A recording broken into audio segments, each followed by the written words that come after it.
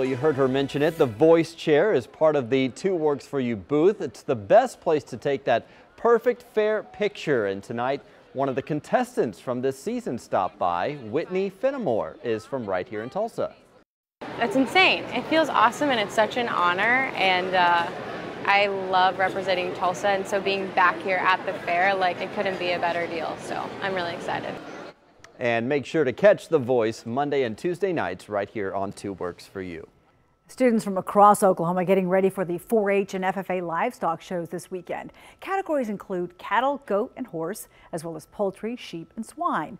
Now, we spoke with some of the competitors today who told us they've been grooming livestock for months to prepare them for show. Tulsa's just a lot bigger and it's fun because you get to hang out with more people than all the other shows, and I love it. There you go. Many of the students have been competing across the state through that summer, but the Tulsa State Fair is the main event. Well, Mike Collier and I were out at the Tulsa State Fair today. It felt amazing. It really, truly did. What a wonderful start to the fair. Yeah.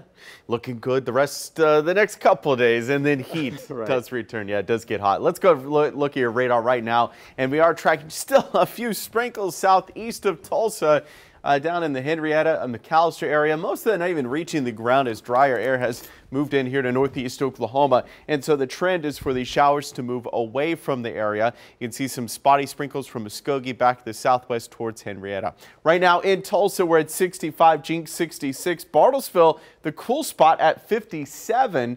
What we're tracking, though, is the rain showers moving away. Fair weather is on the way, and plus we're going to be talking about hot weather returning. More on that with your 7-day forecast in just a few minutes.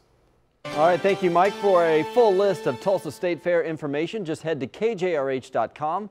Also, be sure to come by and visit the whole Two Works For You team over the next 10 days. Our booth is inside the big Expo Square building, right behind the Hard Rock Casino booth. So stop by, say hi, and take a selfie in that big voice chair. New tonight, more information unveiled about the woman who left a baby on the side of the interstate, allegedly. A church van driver spotted the baby on I-40 near Oklahoma City over the weekend. Now, police originally said that the 1-month-old was found with $5,500 in cash and a birth certificate, but now officers say that those documents and cash were actually in the mother's abandoned car, which they found about a mile from the tiny boy. Detectives found the woman walking along the interstate that evening. The investigation is still ongoing. Only on to a grieving family is looking for closure tonight. It's been 8 years since their son was gunned down. He was just a teenager, days away from his high school graduation when his life was taken. Tonight that case is cold. The killer's still out there. Two Works For You reporter Ashley Holt sits down exclusively with the teen's parents who say they just want justice for their boy. To understand the pain and devastation of this moment, you have to go back 1 week. The first officers on the scene found about 20 people in the street running in different directions. The police tape standing between a father and his son's body. It hurts so bad that sometimes I just have to just stop and weep for the fact that my buddy's gone. Jason Trent II can't forget the day. Just went to bed and I heard the gunshots. Or the phone call. And he said, "Daddy, you need to get over here." They said Jake is shot. I just remember girls and stuff crying. And officers ran from them to the unknown behind the tape a number of times, repeating 2 names. And that's when they say, well, Jason Trent didn't make it. The Trents went numb. it was surreal from there. The story behind the 4 walls of the house at North Garrison and East 41st Place goes something like this. About 12:30 in the morning, there were some people at that residence who were inside playing dominoes, having a good time. Then a sound at the door. And heard someone yell, "Hey, bro." And so they couldn't figure out who it was. And so someone said it again. And the victim walked toward the front door, and that's when gunfire was shot into the house. The homeowner left and put Jake in charge. So when someone knocked, Jake was going to answer. I'm thinking that maybe the person who was killed was not the intended target. Police say they struggled with the investigation. oftentimes when we get to the scene, we have a pretty good idea of what happened, why it happened, and who's responsible for it. That's not the case in this one. There was speculation that the shooter was a gang member, and they knew Jake was not. Everybody on the street know who did it. Jake's parents disappointed in the investigation. They arrested all 3 guys that night. Police never got the evidence to file charges, attributing the case going cold to a no-snitch mentality. It's very frustrating because it's a sign that you're allowing evil to occur and you know about it. But frustration doesn't even begin to scratch the surface. You got a funeral and the guy that killed your son walks in the door. That's frustration. The family forced to lay their outspoken, intelligent son to rest before his life even began. For her, it was the day he got killed. For me, it's the day I had to leave him at Green Acres. 59D. They don't visit him often because the Jake they knew is on their walls, in decorated frames, and in this book his mother often flips through. I am a smart, athletic young man. It's the senior project he finished just before he died. And days before he would have accepted the diploma his best friend had to take instead. The Lord says, vengeance is mine, and I will repay. Not Jason will repay, not Cantrice will repay. He'll repay. Ashley Holt, 2 Works for You. Well, maybe there's a way you can help. The Tulsa Police Department says no matter how old the case or small the piece of information, you can always call Crime Stoppers anonymously at 918-596-COPS. TPD's Cold Case Division says it is confident Jake's case can one day be solved. Developing tonight, a Eufaula family received heartbreaking news after a missing man's body was identified. Police say Damian Martin was found on a neighbor's property in an overgrown field Wednesday. Martin's family says he hadn't been seen in 2 weeks. We asked detectives. They say they can't comment on whether foul play was involved. We're waiting on the medical examiner to release the cause of death. 2 Works for You helped a Green Country family tonight fighting with a security company over billing their dead mother. Anna Laura died after battling dementia for years at the age of 94. After she passed away, her family tried to cancel her Guardian security system. However, the company apparently refused. The family says they even sent in her death certificate, but that wasn't good enough. And they told me that it didn't matter that we sent it in, that the person that gave the information to the state for her death had to be the one sending it in. The company finally got back with us after we asked some tough questions. They now tell us that they are canceling the service and apologized for the inconvenience. Right now, people in Puerto Rico are just desperate for help, and people back home are desperate for a way to answer them. Tonight, the outrage is growing to get emergency relief where it needs to go. There is a frantic need for food and water right now. These shipping containers now symbolize the mess in Puerto Rico. Thousands of them are filled with emergency supplies that are just sitting in San Juan, but there's confusion about who has jurisdiction to release them. That's one of the issues. There aren't enough truckers to take them anywhere. Gas is hard to come by. There's no power and limited communication, and the roads are damaged. Remember, our Puerto Rican brothers and sisters are American citizens. They have fought in every conflict. They have shed blood. They have died for our freedoms. Well, President Trump today did lift shipping restrictions for the next 10 days to make it easier to get supplies to Puerto Rico.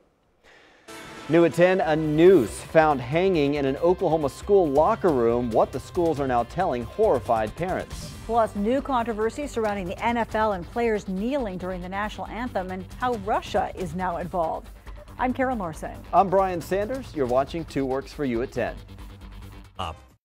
This world is divided enough, as we all see, and to bring the kids into it, it's personal, and it's personal with me.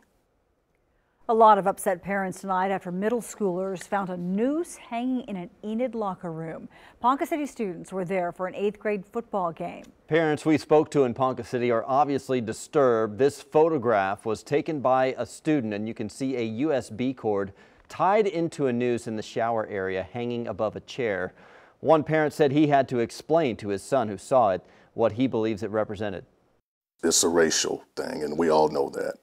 And like I said, you don't have to be a kid of color to be insulted by that. The Enid and Ponca City School Districts sent out a joint statement condemning the actions. Both schools are conducting investigations. New tonight, no kneeling at the Bears-Packers game. Instead, it was arms locked on the sidelines for the national anthem. And this time, it wasn't just the players taking part in the show of unity. As the cameras pan around Lambeau Field, you see the fans doing the same thing. Earlier this week, the Packers coach said he wanted to take a positive approach, showing unity by locking arms and honoring the flag. Right now, there are claims Russia is making the NFL national anthem controversy worse. According to a bipartisan national security group, Russia is now taking interest in the president's fight with the NFL. This comes just days after learning Russia used social media to try to influence the presidential election. And they've seen what happened in American politics, whether it's liberal versus conservative, or even now progressive versus, alt-right. It's the extremes are getting more extreme and more divided in America. That's an issue for them to exploit.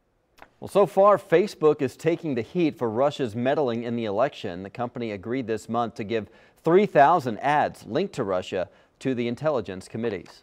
It was a very special day at the nation's capital. Representative Steve Scalise returned to Congress more than 3 months after being shot during a congressional baseball game practice.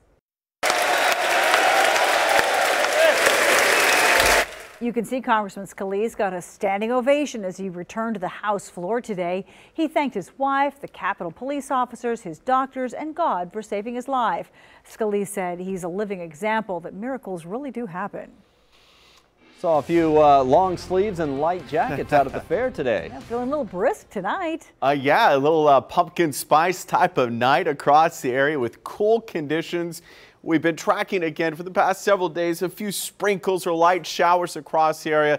This activity is finally going to move east tonight, and that's going to allow dry weather to move back in. 65 degrees is our current temperature. We have dew points in mid-50s. That's a good indicator of where we're heading for the overnight lows into the 50s. With light north winds, should be a beautiful night across the area. As we go through the overnight hours, those temperatures will continue to drop down the 50s in the area by 4 a.m., 59 in Tulsa, with light to calm winds and with skies gradually clearing. That's going to allow those temperatures to drop off quite nicely. The fair forecast, upper 70s for your Friday, 81 on Saturday, 81 degrees on your Sunday. So really fair weather expected for the start of the fair. Now, the bad news is the mold is really high. Allergy sufferers beware. The good news is the weed, as far as ragweed, is really low. However, I imagine that will begin to creep back up. It's not until we get that frost and freeze in the area that those numbers will really go down. So we're still about a month away from that occurring. Car wash. Hey, this is going to be a great weekend to wash the car. You got the green light on the car wash activities, as you should be in the clear this weekend and for early next week as well. If you're going out to take the dog for a walk tomorrow morning, look at the cool weather in the upper 50s at 7 and 8 a.m. and temperatures slowly warming only in the 60s by 10 a.m. So what does that mean? It means that you might need the jacket as you're heading out tomorrow morning to the bus stop or to potentially maybe for a walk or a jog. So 7 a.m. in Tulsa, 57, Pryor, 52, Fayetteville, you're going to be knocking on the upper 40s doors. You're going to be really close. I wouldn't be surprised to see a few spots, maybe Claremore, Catoosa, Pawhuska, or Pawnee down into the upper 40s tomorrow morning. Nice, cool start to your morning with under mostly fair skies. By afternoon, a little more in the way of sunshine. It's going to be a gorgeous day. 77 degrees, Pryor 79, McAllister 79, Tahlequah and Muskogee a little warmer, lower 80s, where you're going to see a little more in the way of sunshine. And then out west, the clouds will be thicker, mainly out in western portions of Oklahoma. The all-important 10-day temperatures lower 80s for the weekend. We do warm up some as we head towards the early part of next week. 86 on Monday. Heat index values to make it feel closer to 90. And then things still remain warm. Might see a storm or two by next Monday into Tuesday. And then, or I should say on Wednesday. And then by next weekend, we could see warm weather stick around mid to lower 80s across the area. So this weekend, by far, the coolest part of the Tulsa State Fair. And if you want to get out of the heat out at the Tulsa State Fair, we're indoors at the Two Works for You booth. Stop by and see us. Take a picture in the voice chair.